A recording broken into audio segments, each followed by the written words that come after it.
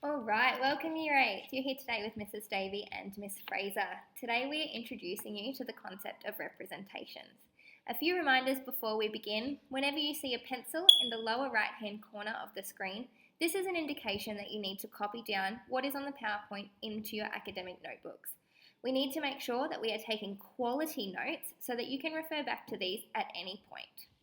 All right, so let's now talk about representations. Reminder, there is a pencil in the corner of this screen. All right, a quick brainstorm. So what is a representation? It might be a textual construction, a portrayal of something, ideas that are influenced by cultural values, someone's opinion of a person, place, subject or thing, a depiction of something, opinions built from stereotypes, or a version of someone's reality. Now, this here is a definition of representations. However, as you can see, it is quite lengthy. According to this, representations are textual constructions that give shape to ways of thinking about or acting in the world. Texts represent concepts, identities, times and places, underpinned by the cultural assumptions, attitudes, beliefs, values or worldview of the writer, shaper, speaker, signer or designer, and of the reader, viewer and listener. So, let's deconstruct that. This definition talks about textual constructions. This is simply a way of saying that representations are found in any type of text. For example, a book, a news article, a TV show, and so on. When we talk about ways of thinking, we mean our opinions or how our opinions are formed. We also know from this definition that representations are underpinned or influenced by cultural assumptions, attitudes, values, and beliefs. These concepts refer to the idea that each culture as they stand differ in the way that they view specific things. Take, for example, the way in which we dress here in Australia. It is a norm to go down to the beach and see people in shorts and a singlet top. However, if you went to India, this type of dress would be unusual. You would be more likely to see women dressed in saris and so on. And lastly, we talk about the reader, viewer, or listener.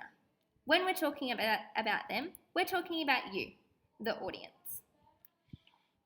So, this is a simplified version of the above definition. So if you can go ahead now and write this definition in your books, that would be great.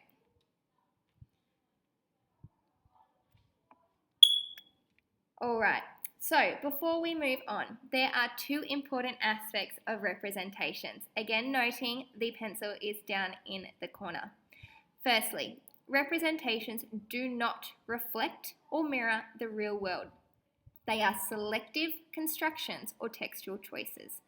And secondly, these selections or choices are influenced by the attitudes, values, and beliefs of both the writer and the reader. Okay, so we've just had a look at the formal definitions of representations, but let's now apply that to things that we already know but may not realise that are being influenced in this way. So have a look at these three images. What are these? What do you think they represent? Well, we all know these are pictures of trees, but are they real trees or are they just representations of a tree? Let's ask ourselves some questions. So are any of these images more accurate at signalling the concept tree? Well, no, because each person will have a different view on what a tree is and how it should look. So for example, in our Christian culture, a tree is used to symbolise Christmas time, in which we decorate it and put presents underneath, whereas in other cultures that might be slightly different. Question 2 says, do the images really look like real trees, or could they easily stand for something else, for instance a cloud, an arrowhead or a lollipop? Well, no. Again, they're just pictures of trees drawn based on someone's understanding of a tree, and how you interpret that is up to you and your cultural assumptions. And for 3, what does this suggest about the signs and images we use to represent our world? Well, our understanding of trees may be very different to someone else's, so how we represent trees in our culture is a sign of our cultural understanding. Let's look at something that we should all know about. We all live in Australia, therefore we should all know the following word, kangaroo. So what comes to your mind when you see the following word, kangaroo?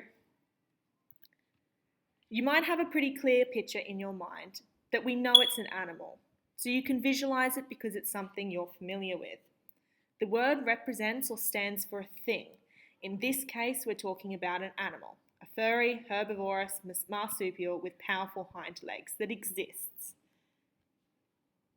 But if we think about it from different perspectives, if a farmer, a kangaroo shooter, a Japanese tourist, and a car insurance executive all wrote or spoke about a kangaroo, they would probably have very different points of view. They are likely to have different attitudes and beliefs about what they are and would value them differently. So why would that happen? I want you to think about a farmer, a kangaroo shooter, a Japanese tourist, and a car insurance executive, and think about how they may view a kangaroo. Here are some images that maybe might influence the way you're thinking right now. Have a look at each of them individually and how they might be linked to each of those 4 groups of people. Now is the time for you to pause the video, to copy down each of these 4 groups into your book, and you're going to write a sentence about kangaroos from the viewpoint of each of those people. Now, hopefully you had some answers along these lines. If we're talking about a farmer, we might talk about the fact that kangaroos probably destroy some of the crops that they're trying to grow, and therefore they're probably not a huge fan of them. A kangaroo shooter might talk about hunting them, using them as a way of working, and that is part of their business rather than an animal. If we look at a Japanese tourist, they probably enjoy seeing kangaroos, things like joeys, because they're things that they haven't seen before, right? They're seen as something quite unique and something different. Then you have someone who's a car insurance executive, whereas they may see it as more of a nuisance because kangaroos are often causing quite a few accidents and costing quite a lot of money to deal with.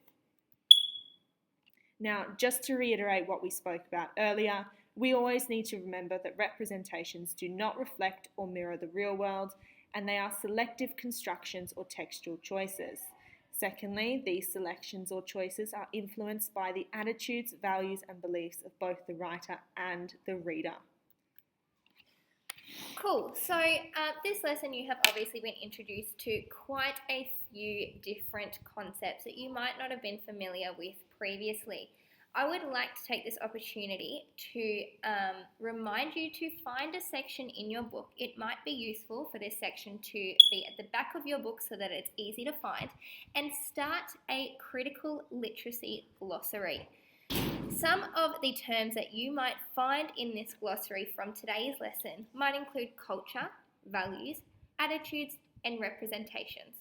So why don't you go ahead now, copy down this table, and start this glossary in the back of your book.